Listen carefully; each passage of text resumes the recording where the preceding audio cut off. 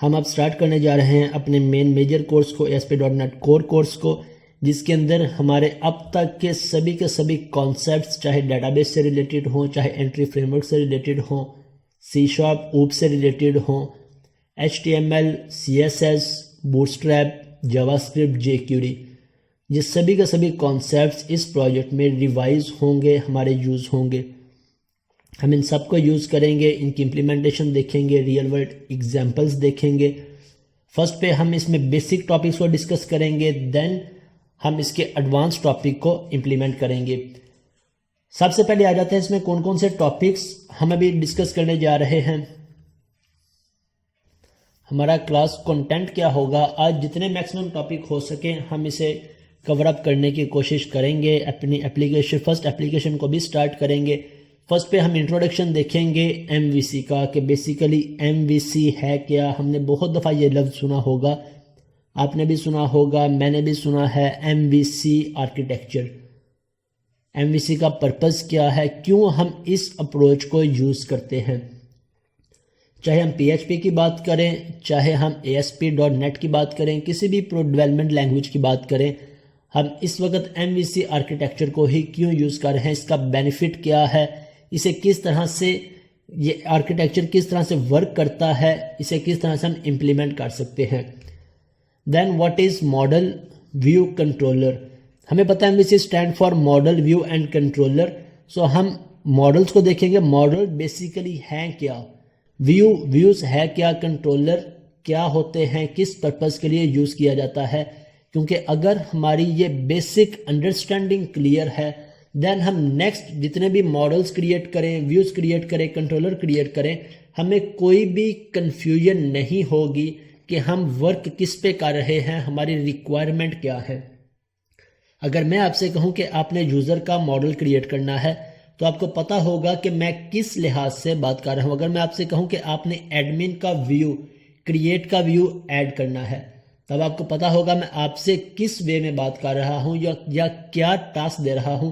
अगर मैं आपसे कहूं आपने कंट्रोलर क्रिएट करने हैं, कंट्रोलर में वर्किंग करनी है, इम्प्लीमेंटेशन करनी है, तो इसका क्या मतलब होगा।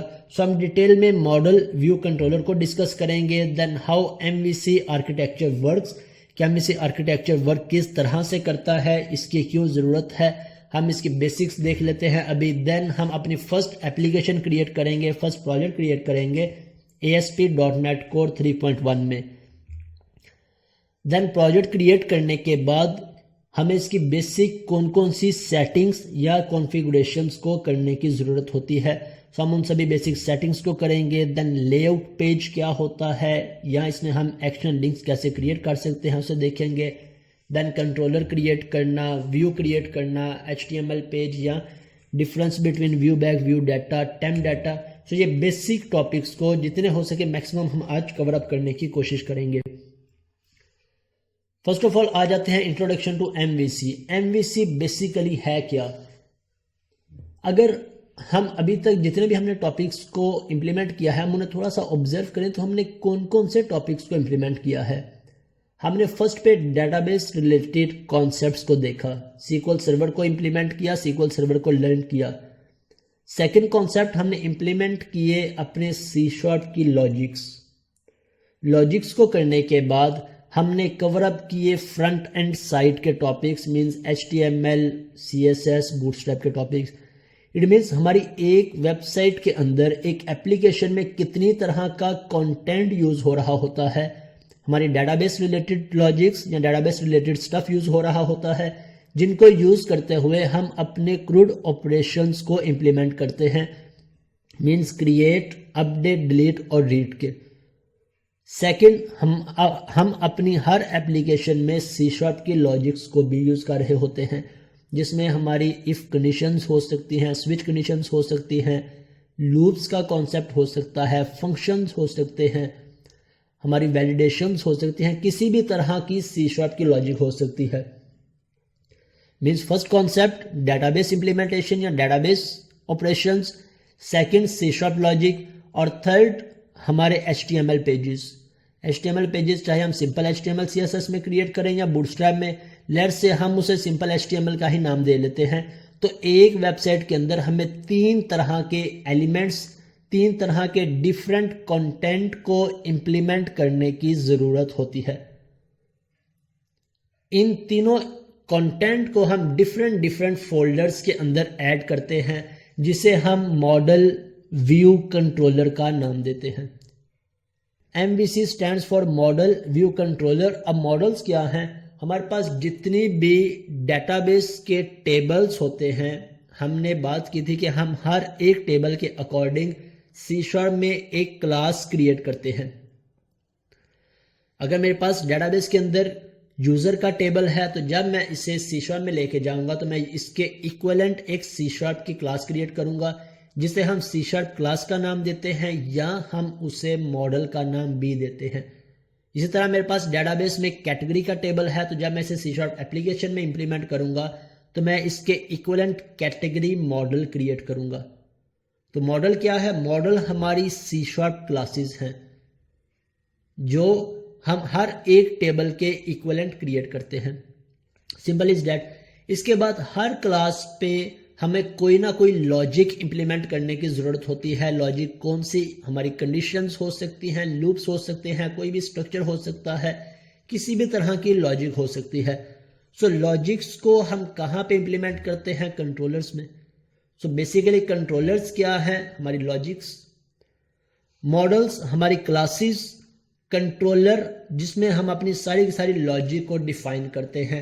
एंड देन व्यूज हमारा थर्ड एलिमेंट कौन सा था एक वेबसाइट के अंदर? हमारे HTML पेजेस। सो व्यूज क्या है? HTML। कॉन्सेप्ट्स वही हैं, सिर्फ इनकी टर्म्स या इनके नेम्स थोड़े से चेंज हैं। अगर हम मॉडल्स की बात करें तो हमारे पास कौन कौन से मॉडल्स या डेटाबेस के टेबल्स हो सकते हैं हम डिस्कस कर चुके हैं। कैटेगरी मॉडल होगा, प्रोडक्ट, यूजर, कंपनी और सप्लायर। अब अगर हम इन सभी टेबल्स के अकॉर्डिंग C# की क्लासेस क्रिएट कर लें तो हर एक क्लास पे हमें क्रूड ऑपरेशंस भी इंप्लीमेंट करने की जरूरत होगी। सो क्रूड ऑपरेशन इंप्लीमेंट करते वक्त हम इस पे इफ कंडीशंस को भी यूज करेंगे। कोई भी C# की लॉजिक भी यूज कर सकते हैं। वैलिडेशन हो सकती है, कोई C# का कॉन्सेप्ट हो सकता है।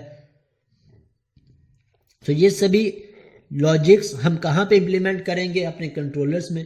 सो कंट्रोलर का पर्पस क्या होगा? हमारी लॉजिक्स को हैंडल करना। अब मेरे पास कैटेगरी मॉडल है तो मुझे एक कैटेगरी का कंट्रोलर चाहिए होगा जिसमें मैं कैटेगरी से रिलेटेड क्रूड ऑपरेशंस को इंप्लीमेंट कर सकूं। अगर मेरे पास प्रोडक्ट मॉडल है तो मुझे प्रोडक्ट का कंट्रोलर क्रिएट करना है जिसमें मैं प्रोडक्ट से रिलेटेड क्रूड ऑपरेशंस को इंप्लीमेंट कर सकूं। मैं आपको आसान से आसान एग्जाम्पल में ये कॉन्सेप्ट समझाने की कोशिश कर रहा हूं और आई होप सो आपको समझ भी आ रहा होगा। इसी तरह अगर मेरे पास यूजर क्लास है तो हम यूजर से रिलेटेड कंट्रोलर ऐड कर लेंगे जिसमें इनसे रिलेटेड जितनी भी लॉजिक्स होंगे, ऑपरेशंस होंगे वो इंप्लीमेंट कर लेंगे। अब ये कंट्रोलर कैसे ऐड करते हैं, मॉडल कैसे ऐड करते हैं, ये बात का कॉन्सेप्ट है, ये थोड़ी देर में हम इसे भी डिस्कस कर लेंगे। फर्स्ट हमें प्रॉपर अंडरस्टैंड करना है कि ये फंक्शनैलिटी या ये टर्म्स हैं क्या, इनका पर्पस क्या है, किस पर्पस के लिए हम इसे यूज करेंगे। इसी तरह कंपनी है तो कंपनी का कंट्रोलर ऐड कर लेंगे और कंपनी से रिलेटेड क्रूड ऑपरेशंस इंप्लीमेंट कर लेंगे। सप्लायर है तो सप्लायर से रिलेटेड कंट्रोलर और इससे रिलेटेड क्रूड ऑपरेशंस, इसकी जितनी भी लॉजिक्स होगी वो इंप्लीमेंट कर लेंगे। अब हमें पता है कि इन सब क्रूड ऑपरेशंस के लिए हमें कोई ना कोई HTML फॉर्म्स भी डिस्प्ले करवाने हैं जहां से यूजर अपने रिकॉर्ड्स को इंसर्ट करवा सके, अपडेट करवा सके या डिलीट करवा सके। सो कैटेगरी कंट्रोलर, हर एक कंट्रोलर के अकॉर्डिंग हमें कुछ HTML पेजेस या मैं कहूं कि व्यूज भी क्रिएट करने होंगे। कौन सा व्यू हो सकता है? हमारे पास कैटेगरी के व्यूज हो सकते हैं, हमारे पास प्रोडक्ट के व्यू हमें क्रिएट करने पड़ेंगे। अब कौन कौन से व्यू? इंसर्ट का व्यू, अपडेट का व्यू, डिलीट का व्यू और एक लिस्ट का व्यू जिसमें हम प्रोडक्ट की लिस्ट डिस्प्ले करवाएंगे। इसी तरह कैटेगरी के लिस्ट व्यू में कैटेगरी की लिस्ट डिस्प्ले करवाएंगे। एज इट इज हमें यूजर व्यूज की जरूरत होगी। एज इट इज हम कंपनी व्यूज को क्रिएट करेंगे या कंपनी के HTML पेजेस क्रिएट करेंगे। देन सप्लायर से रिलेटेड व्यूज ऐड करेंगे। तो आई होप सो कि अब आपको ये बेसिक कॉन्सेप्ट क्लियर होगा। What is MVC, how MVC works, इसकी हमें क्यों जरूरत है इस आर्किटेक्चर को इंप्लीमेंट करने की। अगर हर एक एलिमेंट को डिफ्रेंशिएट नहीं करते, तो एक ही क्लास के अंदर, एक ही फोल्डर के अंदर हमारे पास हर एक तरह की फंक्शनैलिटी इंप्लीमेंट हो रही होगी। अब इसका ड्रॉबैक क्या होगा कि इन फ्यूचर अगर मुझे अपनी एप्लीकेशन में कुछ चेंजेस करनी पड़ती है, कुछ ऐड करना पड़ता है, तो मेरे लिए एप्लीकेशन को मैनेज करना बहुत कॉम्प्लेक्स हो जाता है। सो हमारी मैक्सिमम कोशिश होती है कि हर तरह की, हर कैटेगरी के एलिमेंट्स को हम अलग से डिफाइन करें, हर टाइप के एलिमेंट्स को अलग से डिफाइन करें। अगर मेरे पास मॉडल है तो उसे मॉडल के फोल्डर में ऐड करें, अगर कंट्रोलर है तो कंट्रोलर के फोल्डर में ऐड करें, व्यूज है तो व्यूज के फोल्डर में। क्योंकि इस वक्त मेरे पास 5 मॉडल्स हैं, 5 मॉडल्स हैं, लेकिन इन फ्यूचर 1 साल के बाद हो सकता है मेरी इस एप्लीकेशन में 200 मॉडल्स हो सकता है 1 साल के बाद मेरी इस एप्लीकेशन में 50 to 100 कंट्रोलर्स हों। जब मेरे पास इतने ज़्यादा कंट्रोलर्स और मॉडल्स होंगे तो मेरे लिए उसे हैंडल करना एक हेडेक बन जाएगी। सो अगर हमने स्टार्टिंग से ही किसी प्रॉपर अप्रोच को यूज़ किया होगा, किसी प्रॉपर पैटर्न को यूज़ किया होगा, तो हमारे लिए इन फ्यूचर अपनी एप्लीकेशन को मैनेज करना, अपनी एप्लीकेशन को हैंडल करना आसान रहेगा। अदरवाइज हमें पूरी एप्लीकेशन का आर्किटेक्चर दोबारा से क्रिएट करना पड़ेगा। सो ये बेसिक्स है हमारे पास मॉडल व्यू कंट्रोलर्स की, मॉडल क्लासेस, कंट्रोलर लॉजिक से रिलेटेड स्टफ और व्यूज, हमारे सभी के सभी HTML पेजेस।